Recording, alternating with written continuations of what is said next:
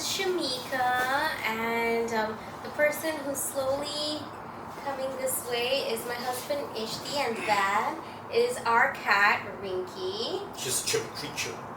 Yeah, so Rinky gets a lot of love and affection, and Ishti loves carrying her. So yeah, so they share a very special bond, and now she wants to leave. Yeah. Welcome to another episode of Career Cats. Well, it's the Rinky show now. Oh, what does Yeah. that mean? So that basically means is that we are widening our discussions from just about careers and jobs and employment to basically anything. So we can talk about whatever we want to talk about that we think might be enjoyable for our audience members. Makes a lot of sense. On that vein, what do you think of the latest movie, Obsession?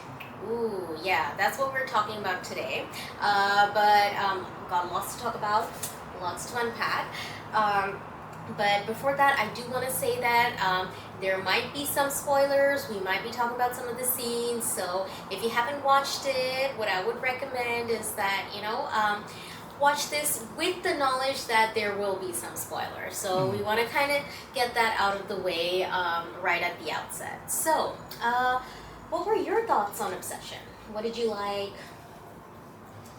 I think, it's clearly a commentary on the incel mindset where it's like, no, someone has to love me, or how quickly a nice guy situation who does like things for you or favors for you but expects some kind of sexual favor or romantic they want you to reciprocate in terms of romance and sex, but when they don't get that, it can quickly turn sour. Okay, yeah. So the movie revolves around a character called Bear, and he likes this girl called Nikki. They work at the same place, but from what the movie shows, Nikki does not quite reciprocate those same feelings. And there's one night when Bear is driving Nikki to drop her off home after they had hung out with their friends. And at that time, Nikki even asked him, like, Bear, do you like me? And instead of Spoiler alert.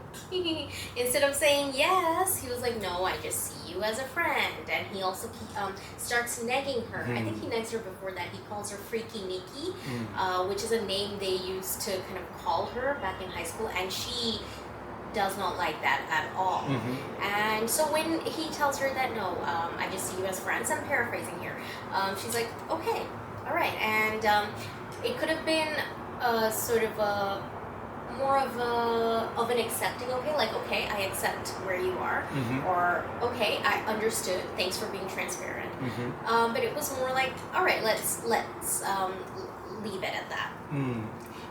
And then Bear looks into, I think it was in his pocket or something. No, he finds a random store. That happens before, actually. Yeah, so he's trying to buy some kind of gift for her, maybe, and then he settles on this is the core piece of the plot. It's a plot device where he buys like a willow from a joke shop, and one of those incense crystal magic type. I think it's called a wishing willow. The wishing willow, that's what the product is like called. That, and the idea is if you break it, a wish will come true, but the wish is basically tainted.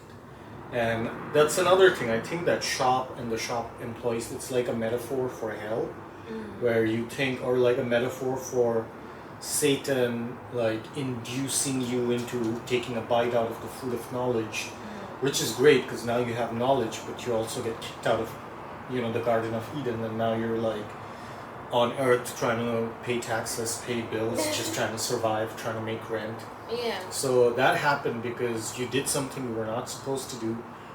So I think it's like a biblical metaphor in that sense as well, where you're like, okay, you can, because one of the girl employees said a lot of people buy the wishing willow and they just keep it as a collectible. They never use it, and they don't come and complain.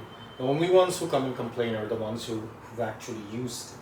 Yeah, and so Bear gets frustrated because he's like, I like Nikki, but I guess why isn't she reciprocating those feelings? So he takes his wishing willow, and then he's like, I wish Nikki would love me more than anybody on this earth, or something Yeah. along those lines, and then he breaks it.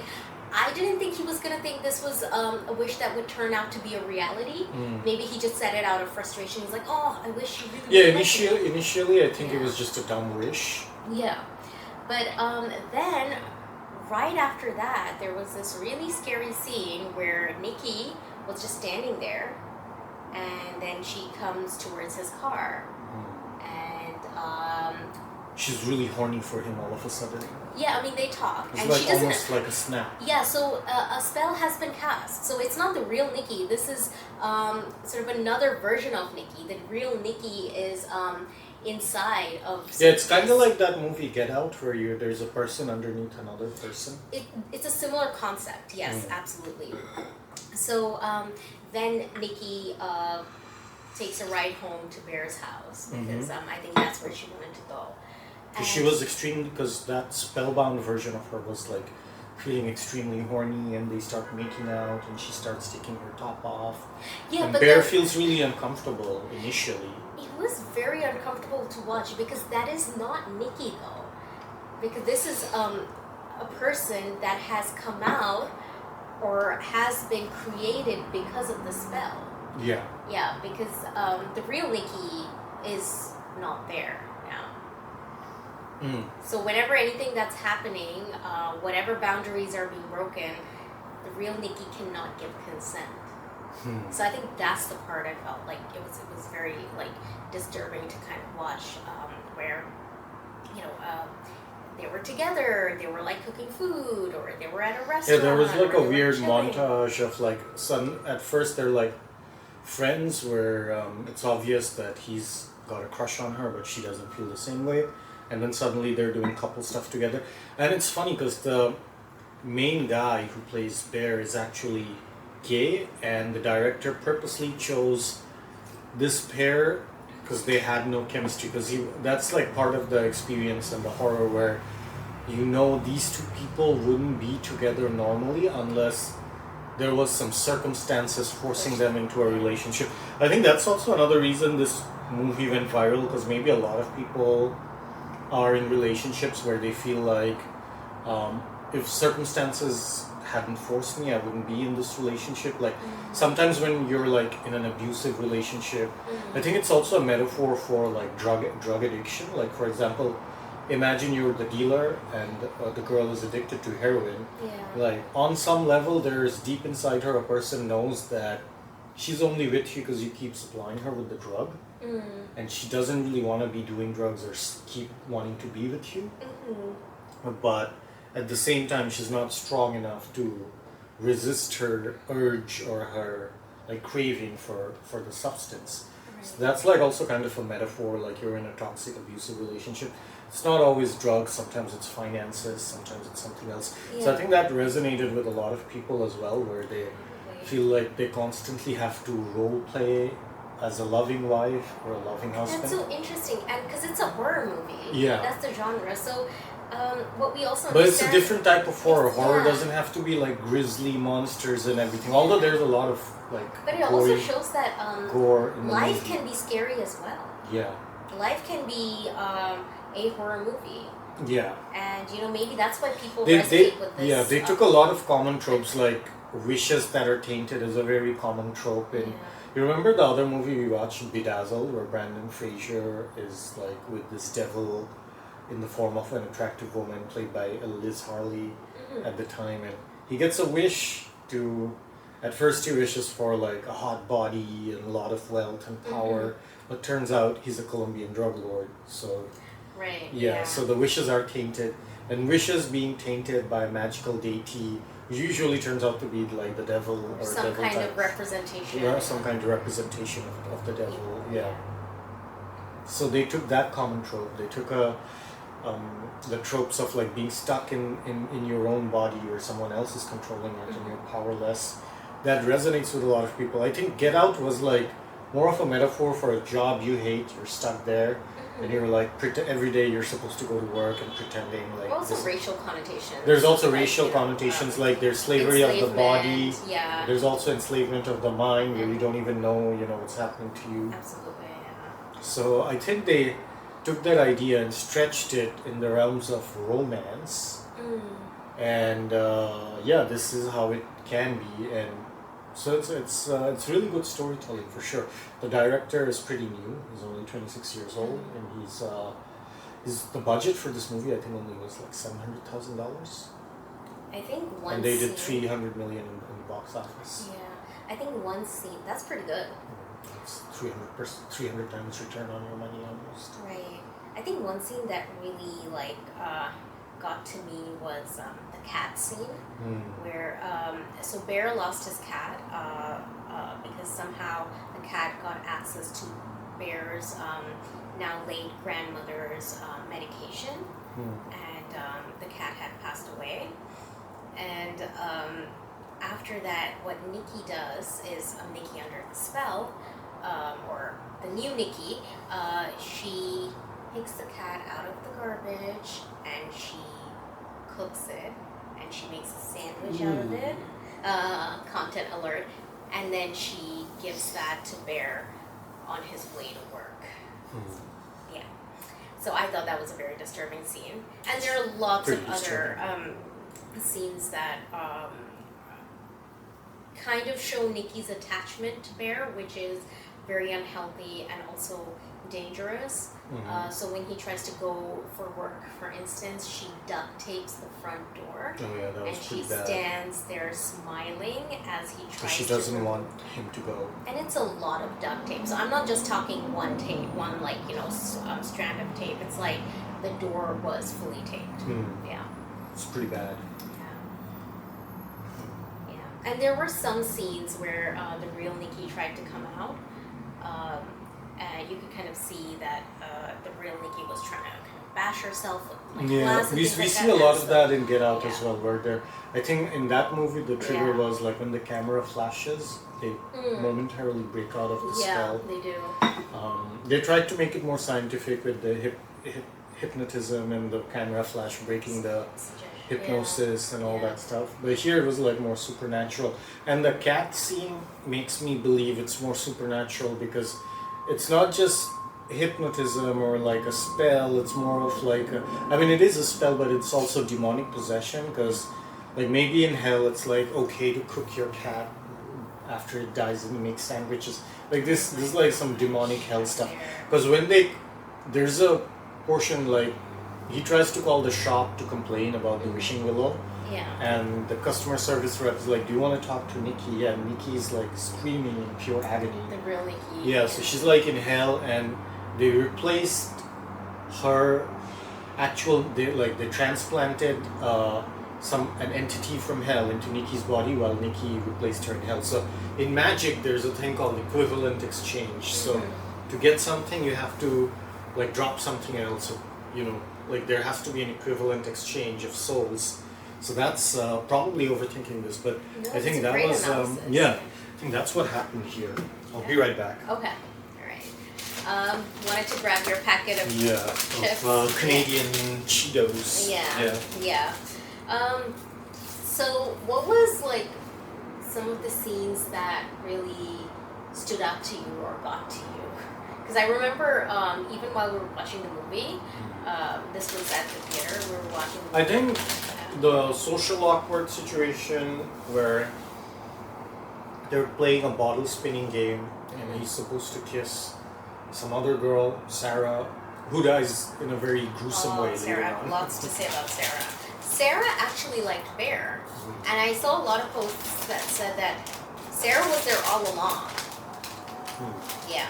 Yeah, that's a very strange choice, because usually incels can get anyone, and that's why they're angry. But this guy does have quite a bit of female friends. One of them actually likes him. So is he really? Does he fall within the category of an incel though? If that is the case. That's a great question. I don't know. Technically not an incel. He does have female friends. Yeah. He's not mad at women. He doesn't call women like voids or some other toxic agitate culture. It's not really, but it also does have like this entitlement to another person's body. Yeah. And like, I don't care if they're not with me by choice as long as they're with me. Yeah. So those are also very incel traits. Yeah, because at one point when the real Nikki comes out, because the other Nikki is sleeping, Bear asks her, "Is it so bad to be with me?" And Nikki's like, "I've never been with you, Bear." Yeah. So that was very heartbreaking. Exactly. That's also one of the scenes that stood out to me. Absolutely. So do you think the shop owner was the devil, or do you think it was like something else? That's actually a great question. The shop owner seemed very zen, like the second. Yeah, and he was like, "Oh, my wishes are working out." So maybe his wish is like getting as many humans to, because whoever wished it, used it, died, right? Yeah. So the thing is, the only way that you can get rid of the spell or the wish is if the person who cast it dies. Yeah. Yeah, I remember that. Yeah. That had some funny consequences. Yeah. But I don't think I don't know if the shopkeeper was a representation of like, you know, The devil. the devil or like something evil or an evil entity. It was interesting. It was very juxtaposing though, because Bear was freaking out. He's like, "What is happening?" By then he was like, "I can't take this anymore," and whatnot. And then you kind of see this Zen energy, a bit of a contentiously Zen energy, where he's like, "Yeah, please don't bring that energy over here. This is a different kind of space." So I just thought it was more of a comic relief. But you might have something like, if you're reading into it as like, you know, an angle where it's a because representation devil is of supposed to be silver tongued. They're like, like nothing has happened, you know. Yeah. Everything's great. It's just a wish. Chill. Right. You even try to say like, "She's obsessed with me," and he's like, "Is that so bad?" Oh yeah, I don't know if he said. Yeah, he's like, "Isn't that good? Isn't that what you wanted?" Yeah. So he's clearly amused by his predicament, and he knows what these wishes do. Yeah. So he encourages him to get more of those to give to his friends, who all subsequently die as well. Oh yeah, yeah. Well, it can only be, like, it can be described as like, you know, it's like the devil. Absolutely.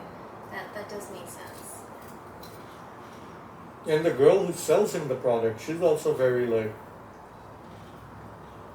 yeah, this is what's gonna happen. People complaining. Very nonchalant about it. Yeah. Like, not speaking in a mystical voice. No, it's more I like. think that was an interesting choice, because in movies like this, when you purchase a supernatural item, or a supernatural item is like given to you or bestowed upon you. And then there's a stereotypical representation of like some kind of oriental person. Or like an orientalist angle of it, like they ought to be like this, or this is the way they're supposed to like dress some desert, and there's like have like some this aura, Arab music, like, you know, the TikTok meme you showed me, like like, welcome my friend. I know, yeah. So you expect something like that.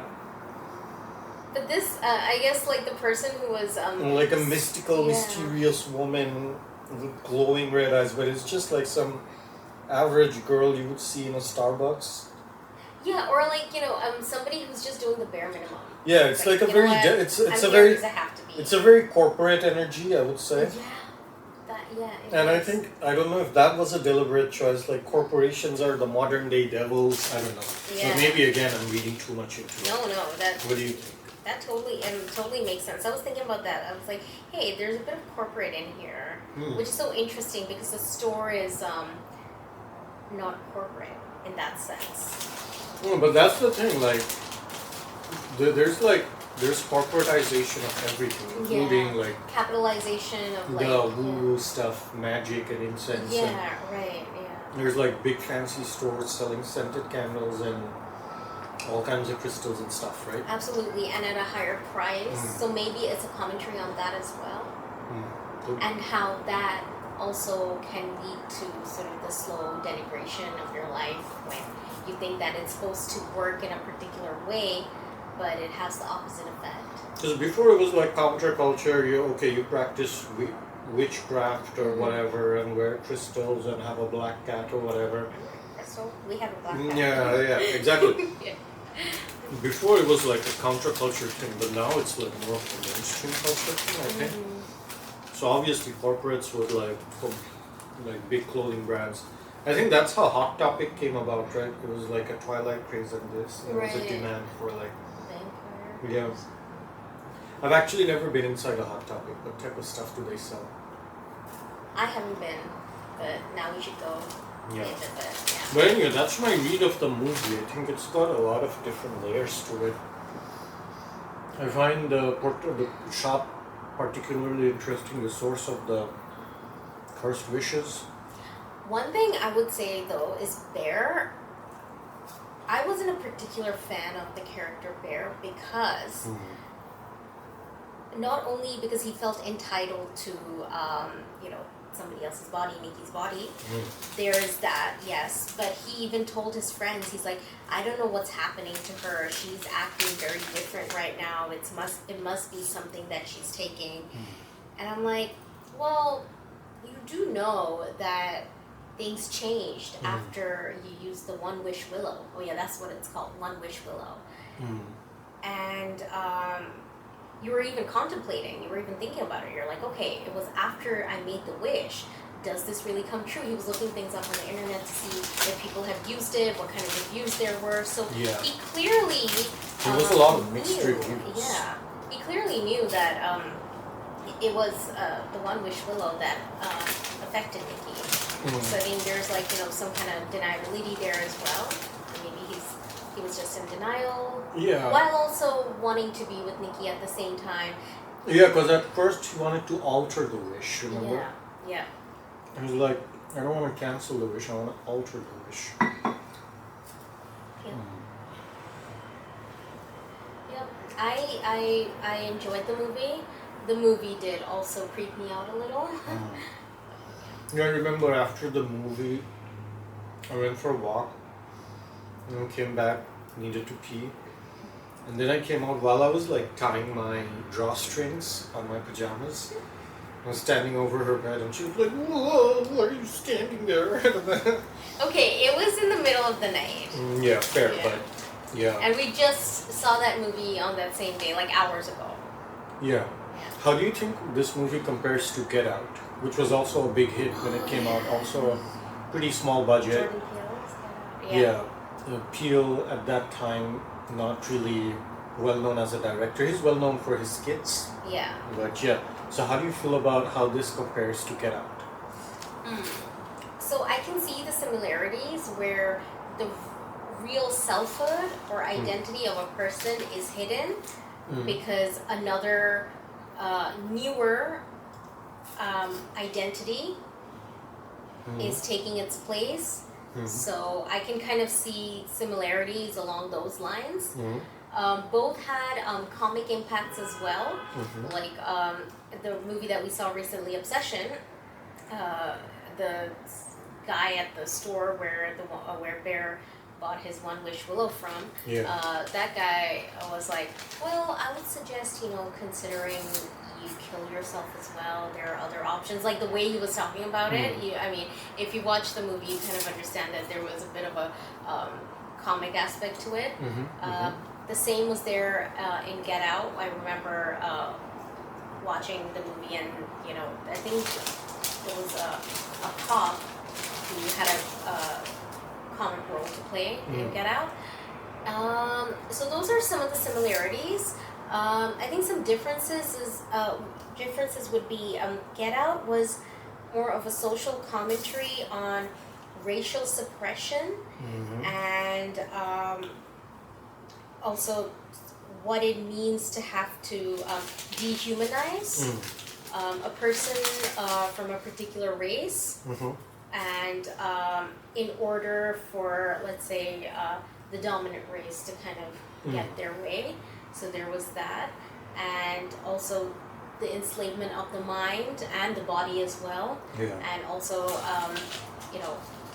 asking us to remember history and what forms of dehumanization and suppression had taken place and how those have impacted Black people, African Americans, and a call to not forget that, and also to understand how some of those aspects of racism and neo-capitalism are, still there now in this present era. Yeah, that's kind of. How about you? What did you think of the two movies? If you had to kind of compare it side by side. I think obviously the first. I mean, the idea was obviously borrowed from the core idea of like one person taking over another person's body, and the way it was executed was pretty similar. And Get Out did it first, so in that sense, it deserves like more credit for originality. But then overall execution, I think this one was more. This one had more interesting overall execution. Because I feel like this guy is more of a real director, as opposed to someone who does skits and trying their hands at directing. I think I love Jordan Peele as a director because a lot of his other movies. I haven't seen the other ones though, so I've only seen this one. But I enjoyed this one more compared to the other one, because the other one was, I think it didn't. I think it tried to make things scientific, like, oh, okay, if you hypnotize a person to do this, and there's a machine where they do the transfer, and I think if they made it like more supernatural, it would be more appealing to me. Yeah, I think it was also a commentary on like, how science is biased as well, and how there's discrimination in what sort of scientific discourse gets noted.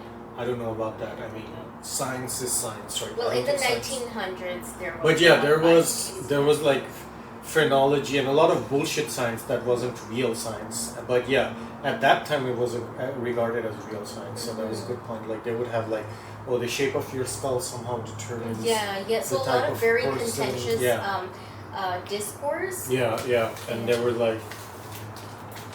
Fair, yeah, there was a lot of pseudoscience and bullshit science back in the day as well. So maybe you're right. Maybe you're right. So maybe it was like a commentary on like a little.